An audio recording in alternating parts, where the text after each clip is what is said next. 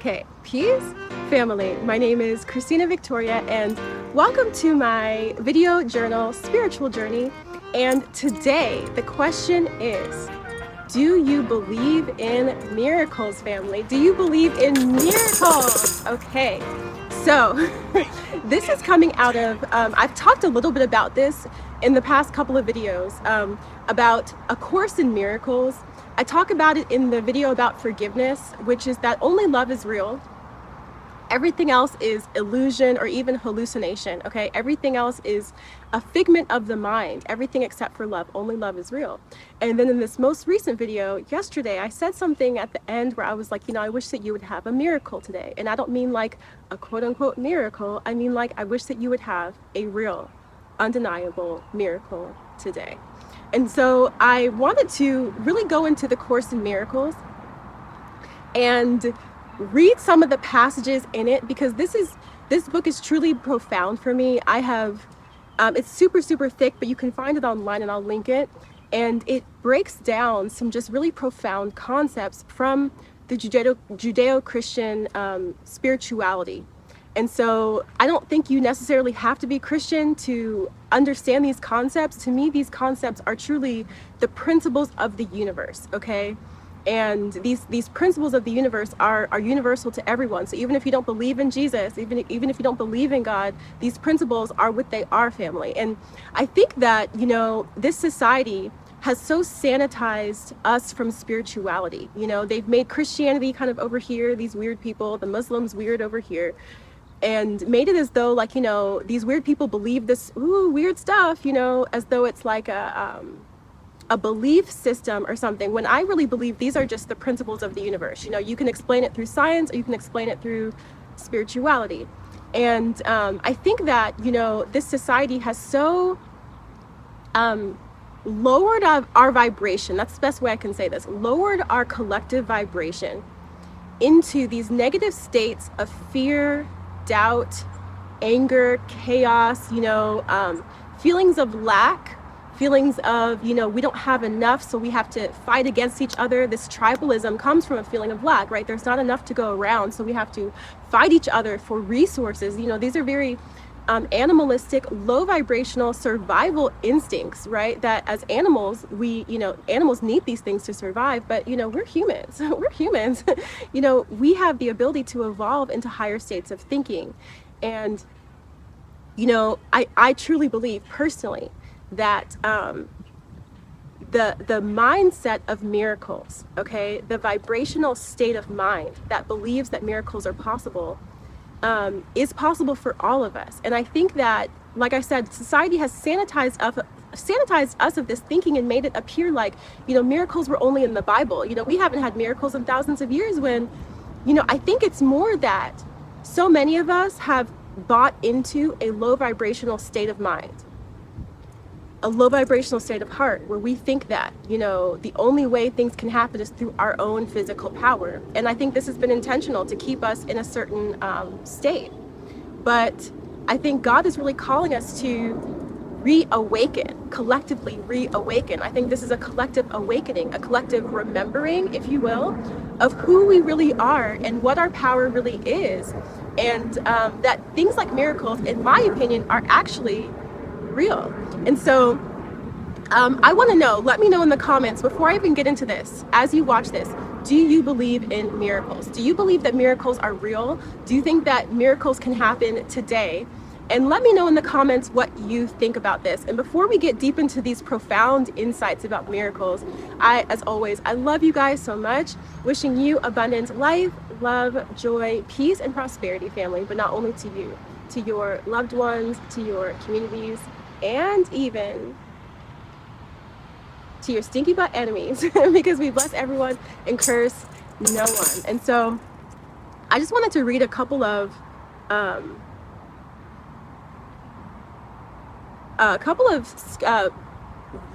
words from the Course in Miracles, because it's just so profound for me. And so this is a book I've gone back and forth to over and over and over again. My mom introduced me to this book.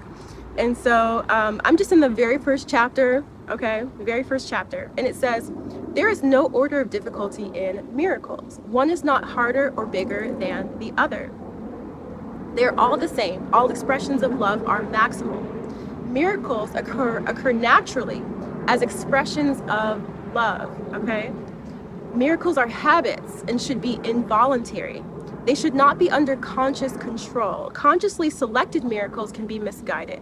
And so this is what I mean about, I think, society really sanitizing us of our spirituality, of our natural connection to God, okay? This is bigger than identifying as a Christian or identifying as a certain religion, okay? This is about our natural connection with God as human beings that I feel like has been ripped from us in some ways. And so what this is saying is that miracles occur naturally as expressions of love.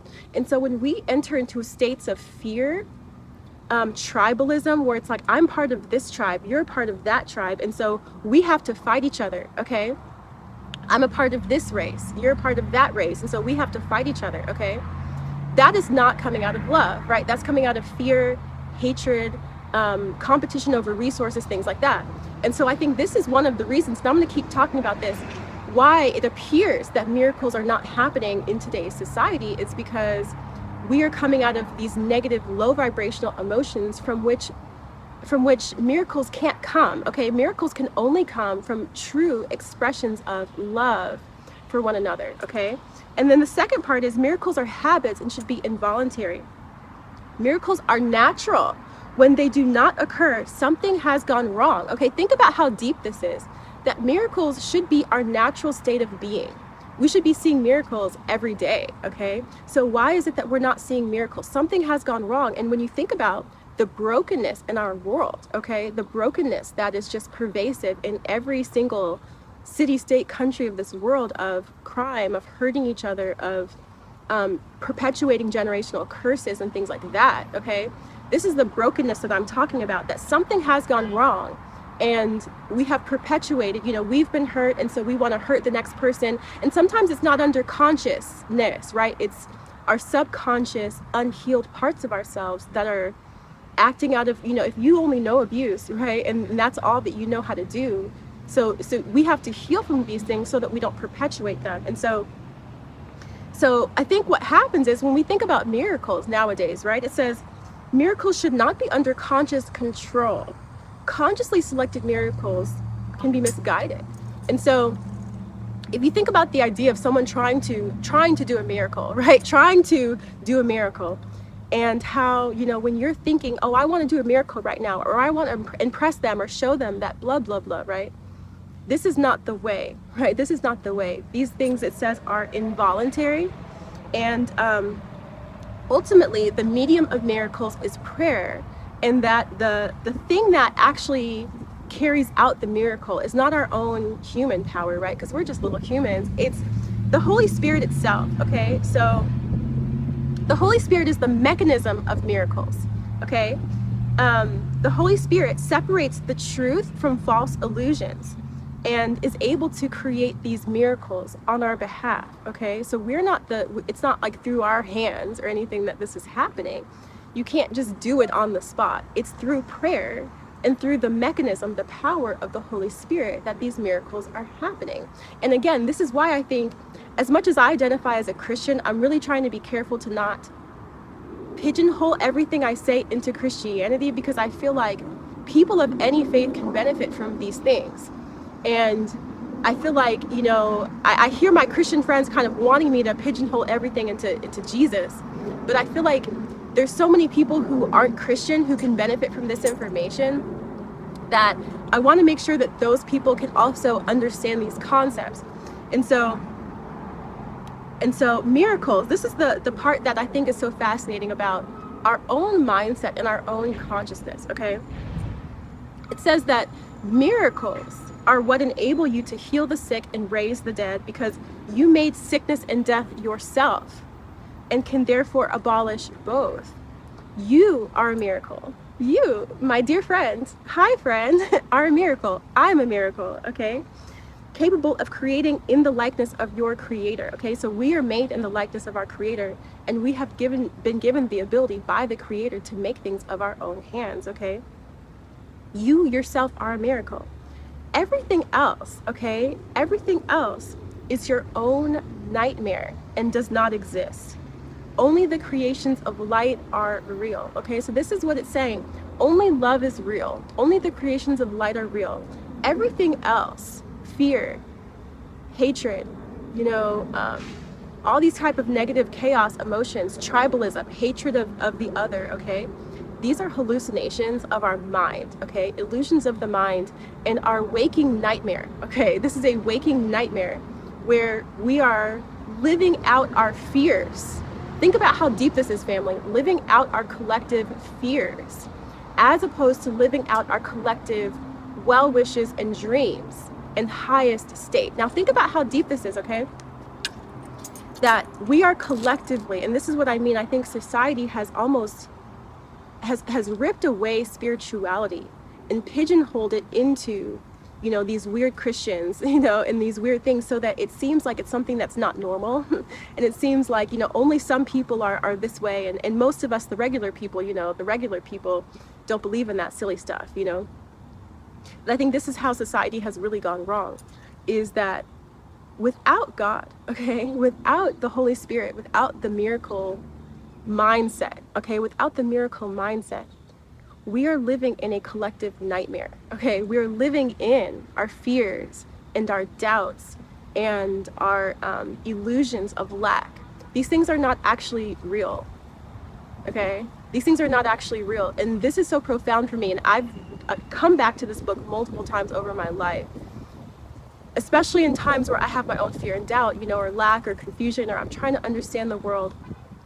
And every single time, I read this and remember, everything except for love is illusion and hallucination and a nightmare, a waking nightmare, okay? It snaps you out of it.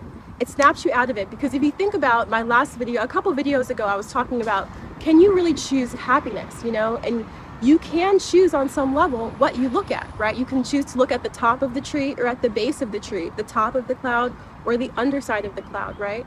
And so this society has taught us, I think this is taught behavior. We've learned bad behaviors, bad spiritual behaviors of looking at fear and lack, okay? Looking at, the chaos and disruption, looking at, the other tribe as being different from us, okay? Looking at the things, the negative things, as opposed to looking at the miracles and all of these things. And we've bought into this collective mindset of living a collective nightmare rather than living a collective dream, okay? And it's become so, we've all bought into it to the degree that it feels like our collective nightmare is real, okay? It feels like it's real. And so as soon as I read this, it literally snaps me out of it. And then you realize, like, it's like your spiritual glasses finally come back on, like, oh my God, sorry, I forgot I have spiritual glasses that I could put on, right? Because you get so used to the rat race and paying bills, and it feels like these things are really, really real. But then you put your spiritual glasses on, and then you remember the spiritual self, okay, that existed before you were locked into this body. And I feel like part of this journey is to remember who we really are, and to remember whose we are, and remember, the capabilities that we have by tapping into the source, God the Most High. And that, if you can choose to look at anything, okay? If you can choose to look at the top of the cloud or the underside of the cloud, why choose to look at the underside of the cloud? Why choose that, okay? If you can choose to look at miracles as real, or you can choose to look at fear and tribalism and lack as real, why would you choose the latter? Why would you choose a negative mindset, a low vibrational mindset, when you can choose a higher vibrational mindset of miracles, of forgiveness, of atonement for sins, okay? Like, this is why I feel like, again, like, I identify as Christian, but I feel like these are so much deeper than just going to church or identifying as a Christian, because I feel like sometimes that can stand in the way of people really understanding these concepts, that these concepts are universal. These are the principles of the universe that I think have been pigeonholed into this one location, but these apply to all of us, right? All of us can look at the world in these ways. And so It says miracles are everyone's right, okay? This is our birthright. You know, we have been created in the image of God and given just a huge, if you think about any other creature on earth besides humans, okay? If you think about dogs, antelope, elephants, you know, all kind of just amazing creatures, birds of the air, fish of the sea, okay? And they're all wonderful in their own right. But humans are the only ones created in the image of God, meaning that we can actually create things of our own hands. You know, we can actually vision beyond what we can see, right? If I say, you know, think of a pink elephant, okay? You can visualize that in your head. Think of a pink elephant standing on a yellow ball, okay? This is our imagination. And so from this imagination, I can create with my hands out of clay a yellow ball with an elephant on top, okay? I could sculpt it out of marble. We could 3D print it with a machine, okay? This is the beauty of being a human. And so I think it's so important when we think about what is in our imagination, okay? Think about this. What is in your imagination? What are the limitations of your own mind and consciousness? What are the limitations of your imagination? Does your imagination, when you're daydreaming, okay, or when you're, you know, just sitting around thinking about what you should or shouldn't do, is your imagination, your consciousness limited into believing that miracles aren't possible, into believing that the only way that things can be done is through your own power, or by having a lot of connections, or by all of these things? And I think that, or, you know, in this low vibrational state, are you fearful? Are you living in a state of fear? Are you living in your mind? This is what I'm saying, in your mind. Are you living in a nightmare in your mind? Or are you living in a dream in your mind? Okay? Is your consciousness telling you that anything is possible? Is your consciousness telling you that miracles are possible? And I think that's just such a powerful thing to think about, is if I can choose anything, if I can choose to look at any part of life, why choose to look at the underside of the cloud? Why choose to look at fear and doubt and lack and competition as the way to get anything that I need, when I could choose to believe that miracles are real, and all you have to do is to pray and call upon the Holy Spirit, and literally anything is possible. And that, I think, can unchain the chains of your mind, can expand the mind, right? Because in our human perception, right, like as I'm sitting here, I'm limited in the things that I can see right now. You know, I can see in front of me, I can kind of see to the sides, right? But if you think about this huge big world, this huge big universe, of all the things in the world, of all the things in the universe, my scope is infinitely tiny.